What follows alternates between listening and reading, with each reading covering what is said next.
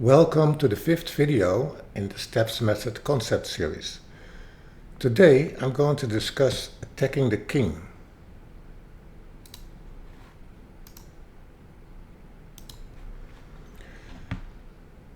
So in the step method, three roles are being defined. The first one is the chaser, the piece that delivers the mate. Then the helper, the piece protecting the chaser. And finally there is the guard, the piece taking away escape squares of the king.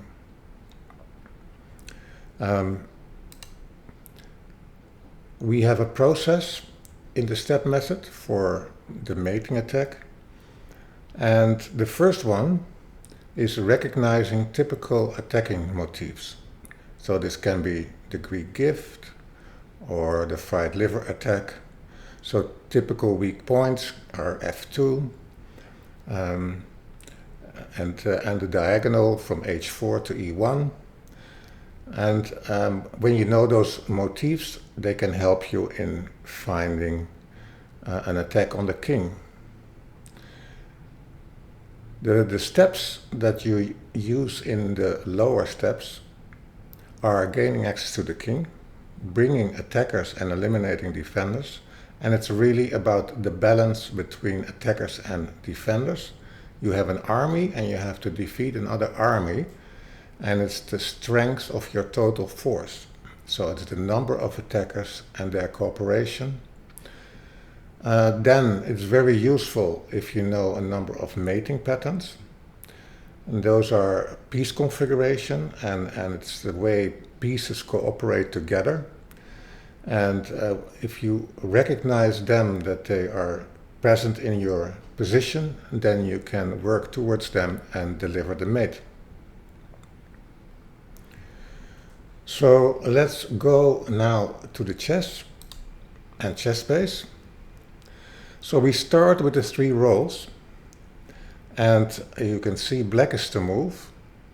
There's a black dot next to the square H1, and for a lot of players this would not be so easy, because you need good board vision to find the solution and to find the chaser. We can use the techniques that we used in my first video, attacking targets, and saying, if I do two moves with black, can I find a mate? And in addition, you would ask yourself, which black piece do I think will deliver the mate? Well, probably the queen. And I don't have to look at moves, I can look at the end state and pick up the queen and say, if the queen would be on G1 or H1, that would be mate. And now I can figure out the route towards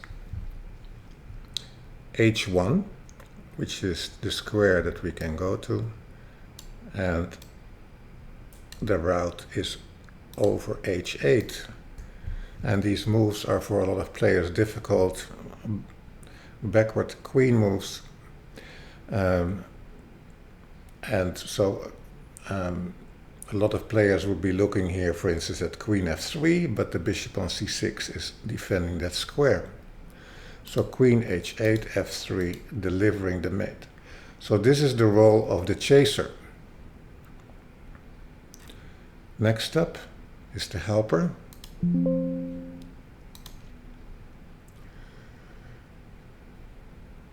So in this position, let's do some orientation. We see there is an open h-file and a rook staring down the h-file.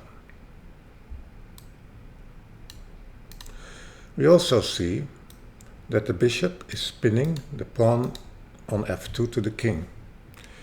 This means that the square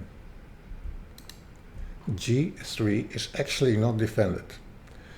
And when we put those characteristics together, we play knight G3, and after bishop f3 we can deliver the mate, and we call the knight protecting the chaser, the rook, the helper.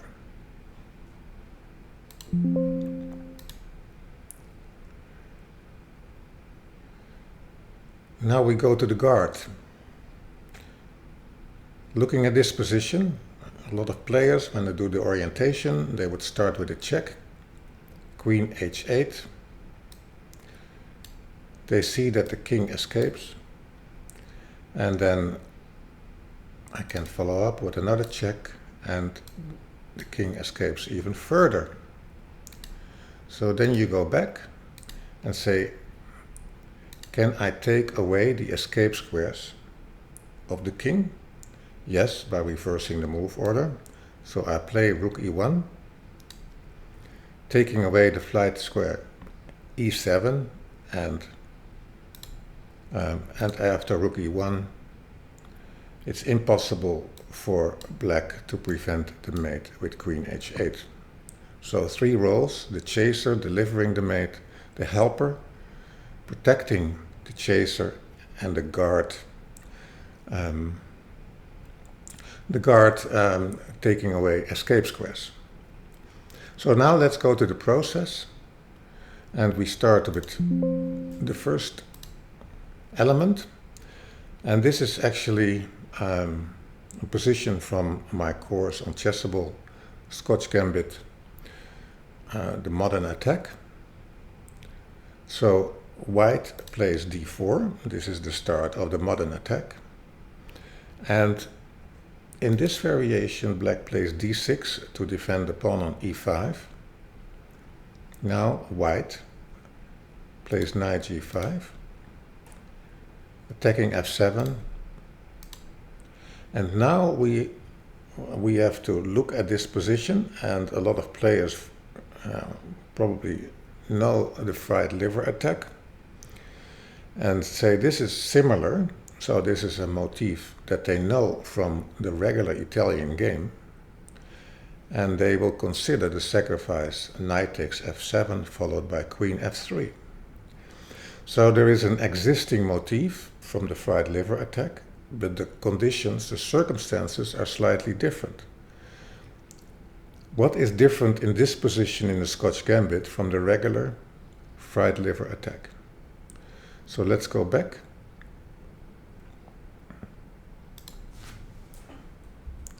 In the regular fried liver attack, white doesn't play d4, black plays immediately d5, we take, and this is a critical line. And we see that on move 10, white plays d4. So in our case, black has played d6 and after that d5, so wasted one move on playing d5, and that move has been used by white to play d4, a useful move in the regular variation of the fried liver. So there is an existing motif, we look for the differences, and then we see if it works. And actually, if you look at how this continues, if black continues the same way, we just have a complete extra move in a very sharp position, and now we can chase the knight on b4 away, and we have a winning attack. So knowing existing motifs can help you in finding moves to attack the king. Another example, and this is from the supercharged Milner-Berry Gambit, another course that I published on Chessable, bishop d3, and 33% of the games in Lichess, black plays castle. So club player would say, I bring my bishop to b4, I have all my pieces developed, I bring my king into safety. And in step 5, there's a chapter about this motif, and of course you will recognize it. This is the Greek gift. So we capture on h7, king h7, and follow up by knight g5. So if we just go back here, we could ask ourselves, are the conditions in place for the Greek gift, for this existing motif to be successful? We have a French pawn structure, characterized by the pawns on d4 and e5, and f7, e6, d5. And so that is an important characteristic. We have bishop takes h7 followed by knight g5, and then we can bring the queen to h5 or g4. And the knight on e7 is taking away an escape square for the king, potentially, if the rook would go to e8 and the king goes to f8, so that's beneficial, but the knight can also go to f5, so that's not a consideration.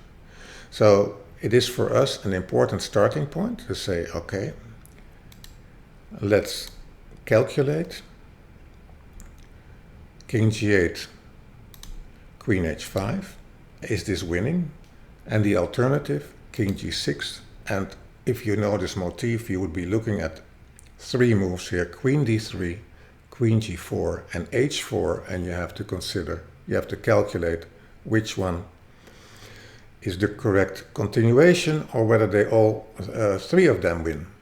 So knowing attacking motifs can help accelerate your search strategy in attacking the king. So now we come to the major steps that are the bread and butter in the step method for attacking the king, which is gaining access, making a hole in the defense of the king, then bring in pieces, preferably with tempo, so a check, eliminating defenders, identifying mating patterns, and giving the mate. So here, let's look at what white would play. Rook takes g7, gaining access, making a hole, bringing attackers, there are no defenders, and delivering the mate. So these are the typical steps in the step method for an attack on the king.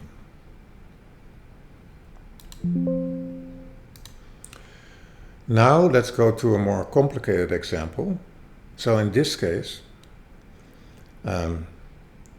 we have potentially three attackers, the rook on c3, the bishop on e5, and the queen on h4. And as we learned from the defending YouTube video, it's important to understand how much a black can invest in their defense. So in the current position, black is up a rook. So winning material is not sufficient for white. It has to be a mating attack. And if we would just apply the technique that I just mentioned and say, let's gain access and play bishop takes g7, that would work if black was forced to take back, because then we get the same mate as we had in the previous position. And we mate. But chess is not checkers, so black is not forced to take. And we have to see, are there any other defenses that black can play?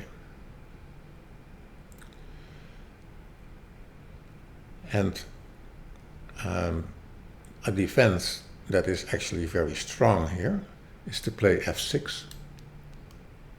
And after rook g3, bring an additional attacker. Black sacrifices their queen. And now we count the material and we see that white has a queen, 9 or 10 points. Black has two rooks and a bishop for 13 points. So this is actually losing because black started up so significantly with material.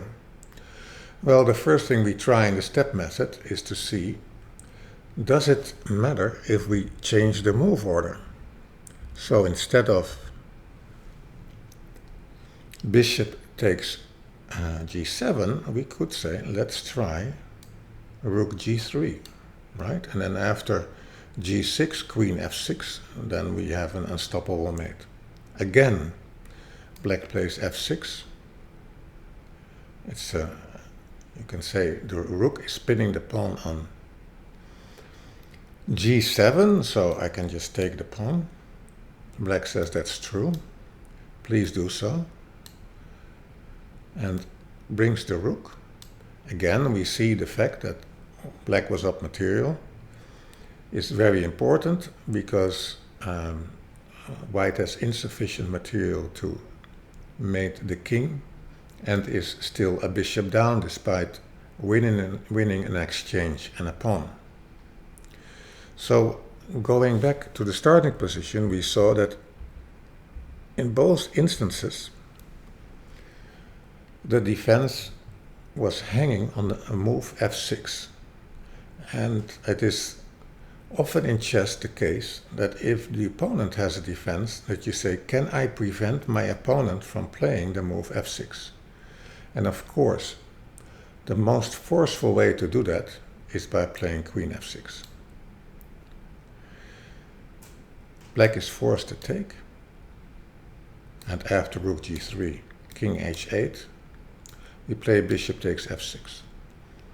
This mating pattern with the bishop and the rook is called Morphy's mate, and I think if you would know this mating pattern, it would be easier for you to find the move queen f6. So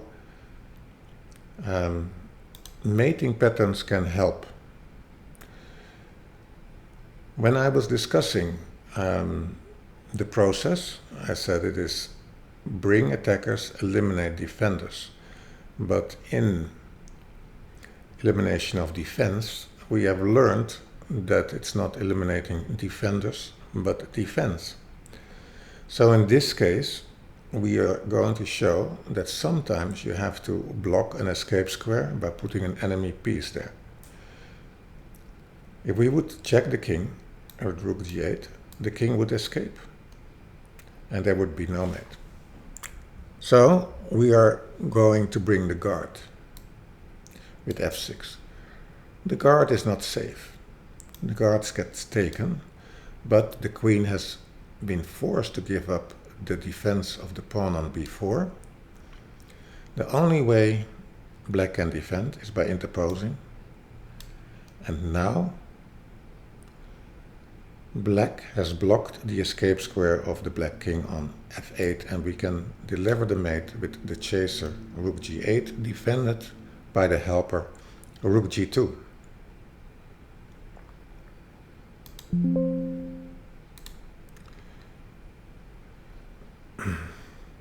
Another mating pattern, this is called Boden's mate, and it's based on two bishops mating. And we can see the bishop on g6 staring down to b1.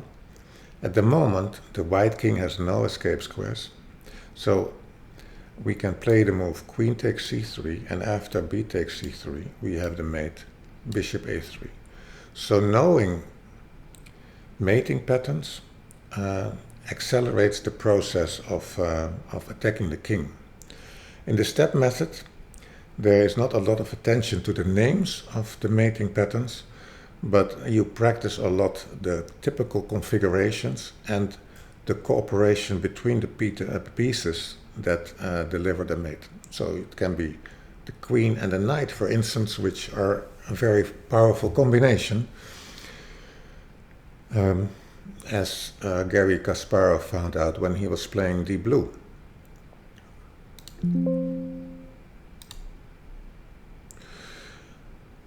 Another one. So in this position, if I would be orienting myself, probably I would not see the mating pattern immediately, but as part of my orientation, I would just say, what would I consider? I have a check with the knight on e7. I can gain access with playing knight takes g7. And then if I would start considering knight e7, then I would say, okay, now I see a mating pattern that I know.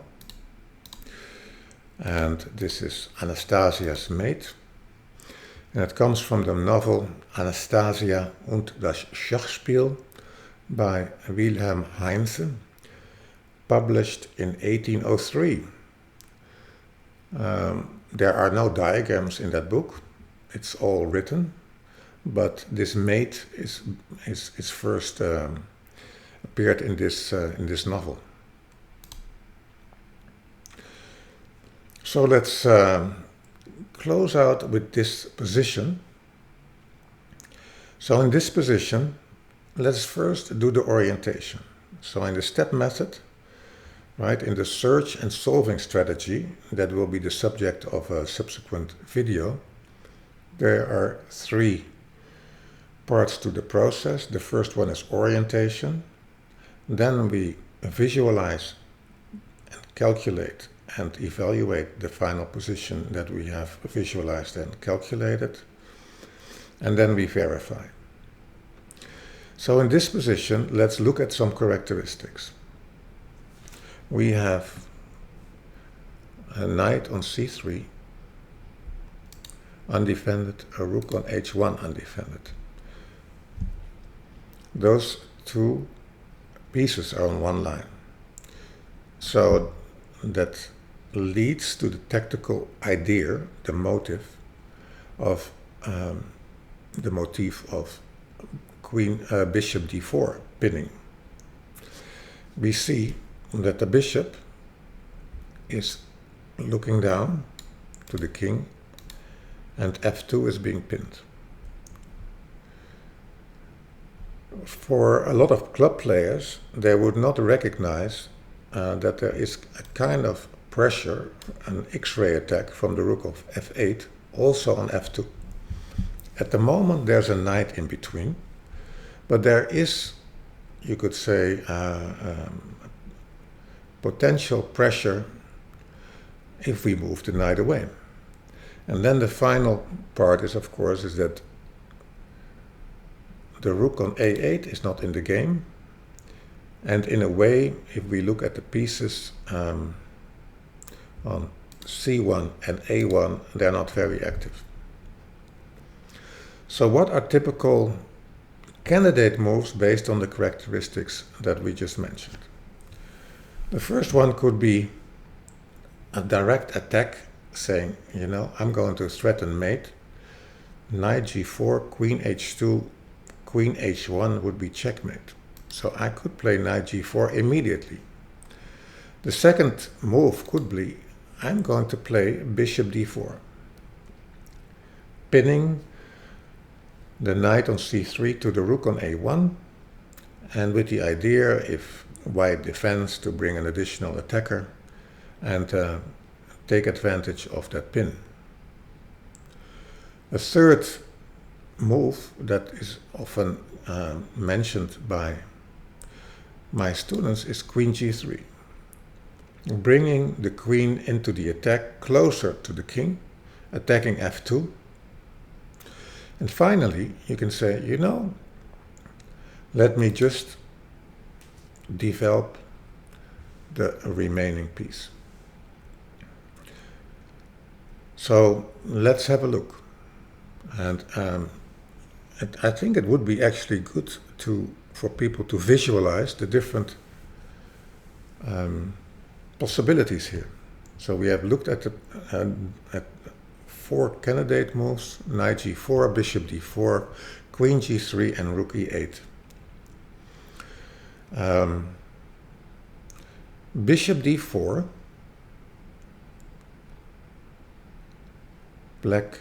white would play bishop d2, rook e8, queen d2, and I will now show the moves. Bishop d4, bishop e2, rook e8, queen d2. And actually it looks like we lost a bit of the momentum. The rooks have been connected. The knight is no longer unprotected. The bishop on d4 is undefended. So it looked promising, but it doesn't turn out it is anything.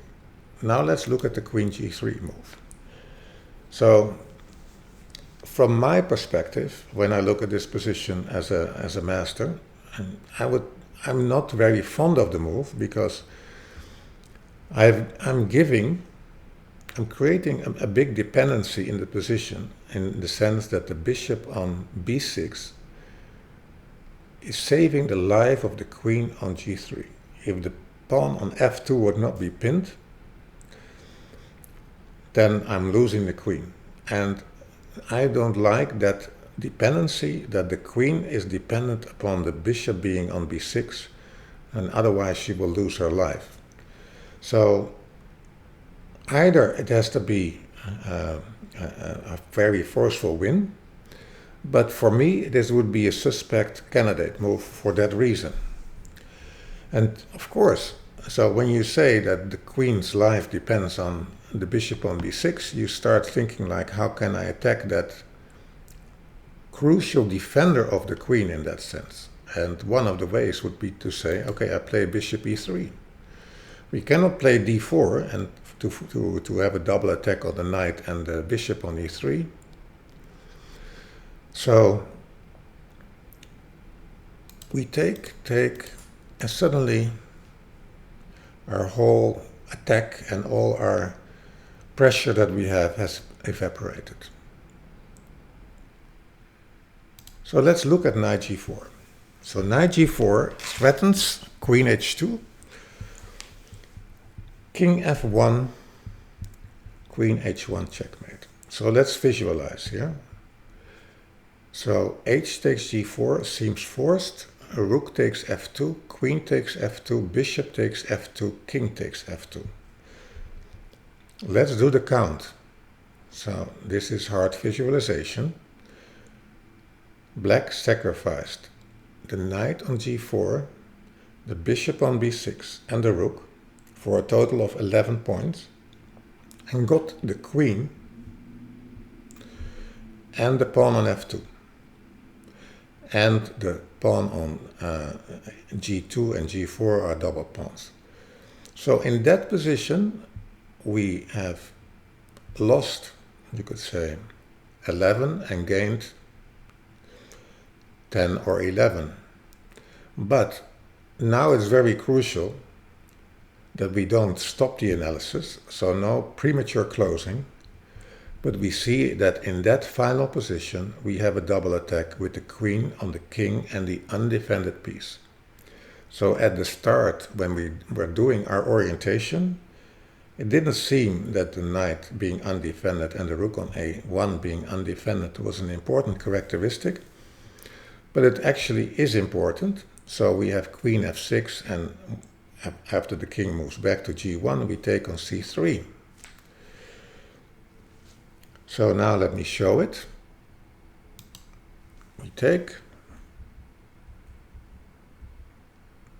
and now, like I said, you cannot stop in your visualization. You have to see the move queen f6,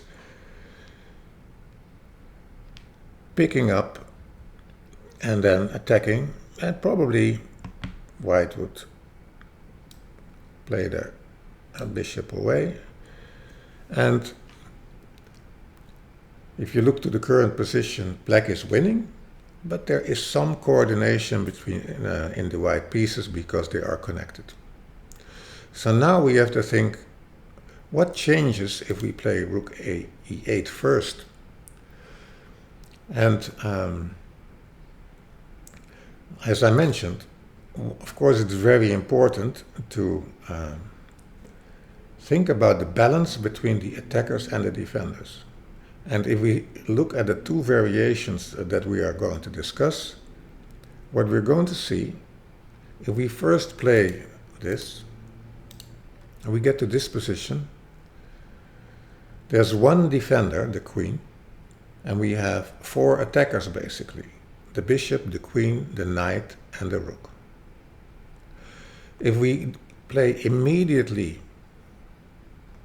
our line, knight g4, we have two attackers and four. So you can say by first activating our rook from a8, we trade an important defender, and the attack becomes even more, becomes even stronger because it's completely overpowering. And so let's go to this line. We trade, we bring the knight, we threaten again. He has to take, everything gets traded, queen f6, king g1, queen takes c3. And now we see that, well, in the previous line there were two rooks that got connected after bishop f4. Now there is just a complete disarray and white is immediately lost. So the balance between attackers and defenders is very crucial. And there is actually a very nice game by Garry Kasparov, a nice video. And this is from Garry Kasparov against Karpov in the World Championships match in 1990. This was game 20, and Garry considered this one of his best games against Karpov. And there is a video, and I will include a link to the video. So Garry played here knight g4, and Karpov went wrong with queen d8. And in the video, in the postmortem, the interviewer asked, "Why were you playing so fast here?" And Garry said, "Look at my position. I have 7 attackers, 2 bishops, 2 knights, a rook, a queen, and a rook on e1, and a rook on g3, so 7 attackers, and basically there are 3 defenders, and then there are 2 pawns. So this position is playing itself. I hardly have to calculate." And he was completely confident that he had a crushing attack. So for him, the strength of his army, it was so overwhelming that he said, this plays itself, this position. Go see the video and you will say, okay, if this is what playing itself means. I mean, he is, of course, his analysis is still mind-boggling in what he sees, but I think it says a lot that a world champion in this case says, if I have 7 attackers and there's 3 defenders, I don't have to calculate. This is so much force, it cannot be resisted. I'd like to thank you for your attention, and I hope I see you again. Thank you. Bye-bye.